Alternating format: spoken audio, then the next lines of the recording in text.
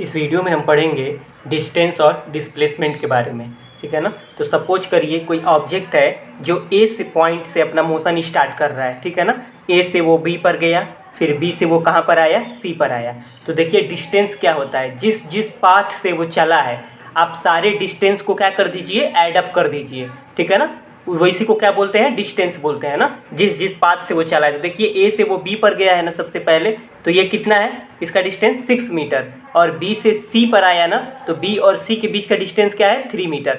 वो ए से चला है, ये उसका इनिशियल पोजीशन होगा, ठीक है ना। और वो सी पर रुक गया है जाकर, तो ये इसका क्या होगा, फाइनल पोजीशन होगा। तो इनिशियल और फाइनल पोजीशन के बीच में जिस जिस पाथ से वो चला है सारे पाथ के लेंथ को हम क्या कर देंगे, ऐड कर देंगे। वो क्या होता है, डिस्टेंस। और देखिए डिस्प्लेसमेंट क्या होता है, जिस पाथ से वो चला है, जिस पॉइंट से वो चला है ए, और जिस पॉइंट पर वो रुक गया है ना, ये फाइनल पोजीशन है, इसके बीच के लेंथ को क्या बोलते हैं, डिस्प्लेसमेंट। अभी इसको आगे हम चलेंगे ना। ए से वो चला है, सी पर वो रुक गया है, ए और सी को एक स्ट्रेट लाइन से ज्वाइन कर दीजिए, उस स्ट्रेट लाइन का जो लेंथ होगा वो क्या होगा, डिस्प्लेसमेंट होगा। तो अभी हम क्या पढ़ रहे हैं, डिस्टेंस। तो डिस्टेंस क्या होता है, जिस पॉइंट से वो चला है और जिस पॉइंट पे पहुंचा है उसके बीच में जिस जिस पाथ से वो चला है उस सारे पाथ का लेंथ। तो देखिए ए से वो बी पर गया है 6 मीटर, फिर बी से वो सी पर आया है 3 मीटर, तो 6 और 3 9 मीटर। इसका डिस्टेंस क्या होगा, 9 मीटर। जहाँ से उसका मोशन स्टार्ट होता है देखिए उसको इनिशियल पोजीशन बोलते हैं, और जहाँ पर उसका मोशन खत्म होता है उसको फाइनल पोजीशन बोलते हैं। देखिए डिफाइन कैसे करेंगे, distance is the actual path length covered by an object, ठीक है ना। कोई ऑब्जेक्ट जो एक्चुअल पाथ लेंथ कवर करता है उसी को क्या बोलते हैं, डिस्टेंस बोलते हैं। डिस्टेंस एक स्केलर क्वांटिटी होता है। देखिए स्केलर क्या होता है, फिजिक्स में 2 तरह की क्वांटिटी होती है, कि स्केलर और वेक्टर। इसको हम लोग आगे भी पढ़ेंगे, लेकिन यहाँ पर आप जान लीजिए स्केलर क्या होता है, जिसको सिर्फ मैग्नीट्यूड की जरूरत होती है, डायरेक्शन की जरूरत नहीं होती है, ठीक है ना। तो यहाँ पर इसका डिस्टेंस क्या है, 6 और 3 क्या है, 9 मीटर।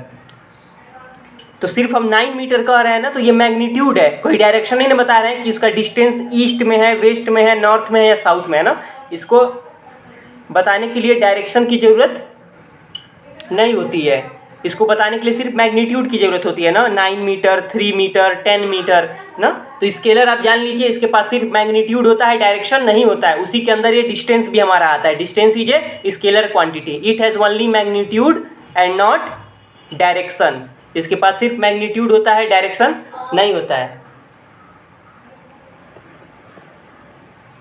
अब देखिए distance can never be negative और zero.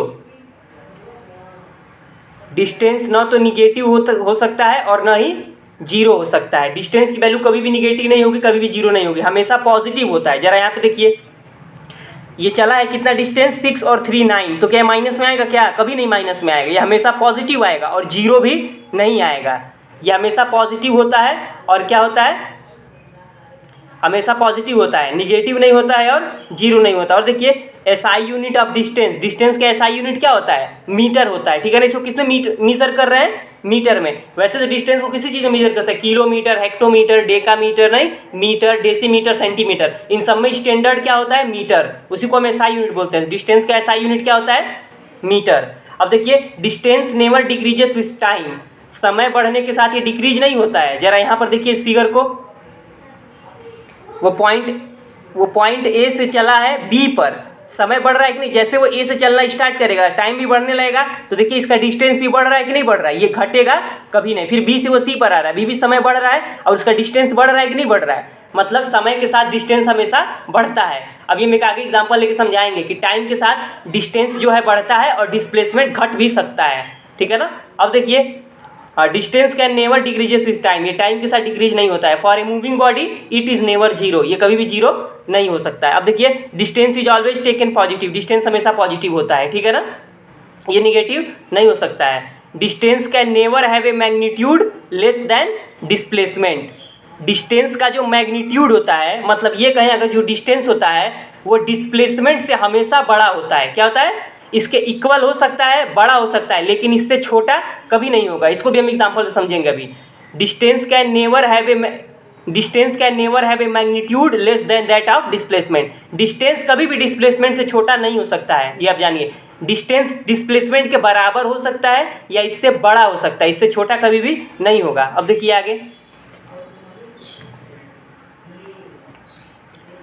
The distance between 2 points gives full information of the type of path followed by the moving object ना। डिस्टेंस जो होता है इससे हमको पता चलता है कि ऑब्जेक्ट किस किस पाथ पे चला है। जरा इस फिगर को देखिए, अगर इसका हम डिस्टेंस निकालेंगे तो क्या हम पाथ देखेंगे कि नहीं दिखेंगे? हम पाथ देखेंगे ऑब्जेक्ट का किस पाथ से गया है, पहले ए से बी पर गया है, फिर बी से सी पर आया है, ठीक है ना। हम पाथ देख रहे हैं ना, तो डिस्टेंस से पता चलता है कि वो किस किस पाथ पर गया है, किस किस पाथ को फॉलो किया है। अब देखिए डिस्प्लेसमेंट क्या होता है,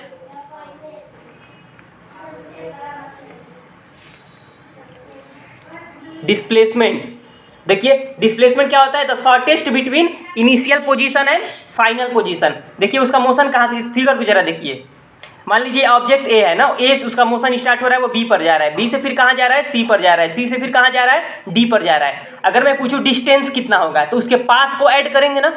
देखिए ए उसका इनिशियल पोजीशन है, ए से वो चलना शुरू किया है, ए से मोशन उसका शुरू हुआ है, डी क्या है उसका फाइनल पोजीशन है। अब इसके बीच में वो कहाँ गया है, ए से स्टार्ट किया है बी पर, तो ये 6 मीटर, फिर बी से आया है सी पर, ये 5 मीटर, सी से आया है डी पर, ये 2 मीटर, ये रुक गया यहाँ पर। तो कितना डिस्टेंस होगा, इसके सारे पाथ के लेंथ को ऐड करिए, 6, 5, 11, 11 और 2 13, 13 इसका डिस्टेंस होगा। लेकिन अगर डिस्प्लेसमेंट कहें तो इनिशियल पोजीशन जहाँ से उसका मोशन स्टार्ट हुआ है और फाइनल पोजीशन ये डी, इसको एक स्ट्रेट लाइन से मिलाइए, इसके बीच का हमको शॉर्टेस्ट डिस्टेंस चाहिए, सबसे कम डिस्टेंस। वो क्या होगा, आप इसको एक स्ट्रेट लाइन से क्या करिए, मिलाइए। ए से डी तक पहुंचने के लिए कई रास्ते हैं, देखिए एक रास्ता ये भी तो है, ये ए से बी पर गया है, बी से सी पर आया, डी पर आया है, फिर तो ये पाथ लेंथ छोटा है या ये स्ट्रेट लाइन वाला छोटा है, जाहिर सी बात है ये स्ट्रेट लाइन वाला छोटा होगा, इसी को डिस्प्लेसमेंट बोलेंगे ना। तो कभी भी आपको डिस्प्लेसमेंट निकालना होगा तो आप क्या करिएगा, इनिशियल पोजीशन और फाइनल पोजीशन जहां से वो चला है और जहां से वो रुक गया है, दोनों पॉइंट को सिंपली एक स्ट्रेट लाइन से ऐड कर दीजिएगा और इसका लेंथ मेजर कर लीजिएगा ना। सपोज करिए इसको मैंने 11 मीटर मान लिया, तो ये इसका क्या होगा, डिस्प्लेसमेंट। अब देखिए डिस्प्लेसमेंट एक वेक्टर होता है, डायरेक्शन भी बताएंगे, इसका डायरेक्शन क्या है, ए से डी। देखिए वो ए से एक्चुअली डी पर आ गया कि नहीं आ गया है, किस पाथ को फॉलो किया हमको डिस्प्लेसमेंट में नहीं जानना है ना, वो डिस्टेंस में जानना है। डिस्प्लेसमेंट में क्या जानना है, सिर्फ इनिशियल पोजीशन और फाइनल पोजीशन के बीच का ये लेंथ, ठीक है ना। तो उसका डिस्प्लेसमेंट क्या होगा, 11 metre along A to D आ गया है कि नहीं आ गया है, एलॉन्ग ए डी। देखिए यहाँ पे मैंने लिख दिया है डिस्प्लेसमेंट उसका क्या है, 11 metre along A D.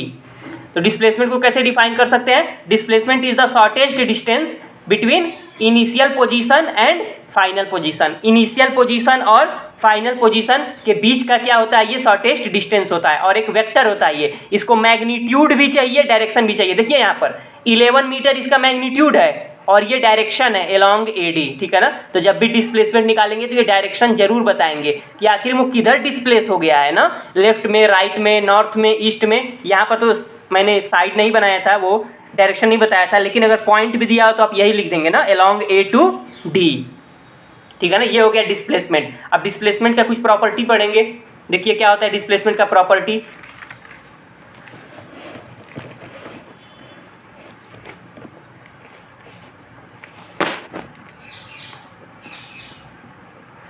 Displacement का हम कुछ प्रॉपर्टी पढ़ेंगे, देखिए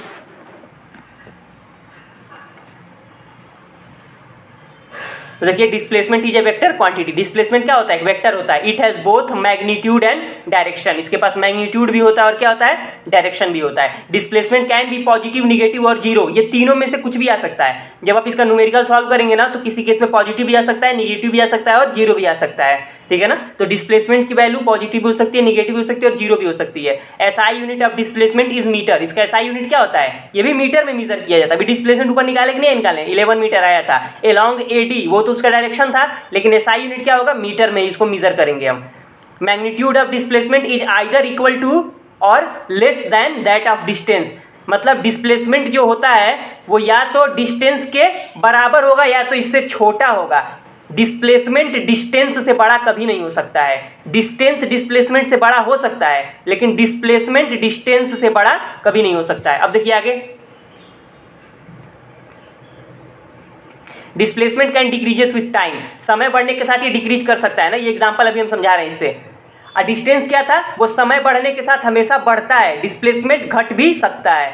अब देखिए displacement between 2 points does not give full information of the type of path followed by the moving object. Displacement हमको पता नहीं चलता है कि किस पाथ को फॉलो किया है, ठीक है ना, एग्जैक्ट। लेकिन डिस्प्लेसमेंट हमको एग्जैक्ट पता नहीं चलता है, लेकिन डिस्टेंस से पता चलता है। अब यहाँ पर देखिए एग्जांपल मैंने लिया है, एक ऑब्जेक्ट है, उसका मोशन ए से स्टार्ट होता है, ठीक है ना, वो ए से सीधा बी पर आता है, ठीक है ना, और बी से फिर चलकर वो सी पर आकर रुक जाता है, ठीक है ना। तो उसका मोशन कैसे हो रहा है, देखिए वो ए से चल के पहले बी पर आया है, फिर बी से चल के वो सी पर यहाँ पे रुक गया है।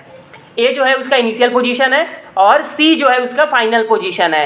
ए और सी के बीच का डिस्टेंस 5 मीटर है, सी और बी के बीच का डिस्टेंस 5 मीटर है। अब इस केस में आपको बताना है कि इस जो ऑब्जेक्ट है वो कितना डिस्टेंस चला और कितना डिस्प्लेसमेंट चला। तो देखिए डिस्टेंस का हम क्या रूल बताएं कि किस किस पाथ को वो फॉलो किया है। अब देखिए पहले वो ए से बी पर आया है, ए और बी का बीच का डिस्टेंस बताइए, ये 5 और ये 5, 10 हुआ कि नहीं हुआ, ए और बी के बीच का डिस्टेंस 10 हुआ, लेकिन वो बी पे रुका नहीं है, बी से चल के वो फिर सी पर आया है, ठीक है ना। तो किस किस पाथ को फॉलो किया, ए से बी फिर बी से सी, तो ए से बी के बीच का डिस्टेंस 5 5 10, फिर यहां से बी और सी के बीच का डिस्टेंस 5, मतलब 10 और 5 15 मीटर, उसका डिस्टेंस क्या हो गया 15 मीटर। हमको इसको डायरेक्शन की जरूरत नहीं है। अब डिस्प्लेसमेंट देखिए जरा, डिस्प्लेसमेंट क्या होता है, इनिशियल पोजीशन और फाइनल पोजीशन के बीच का लेंथ।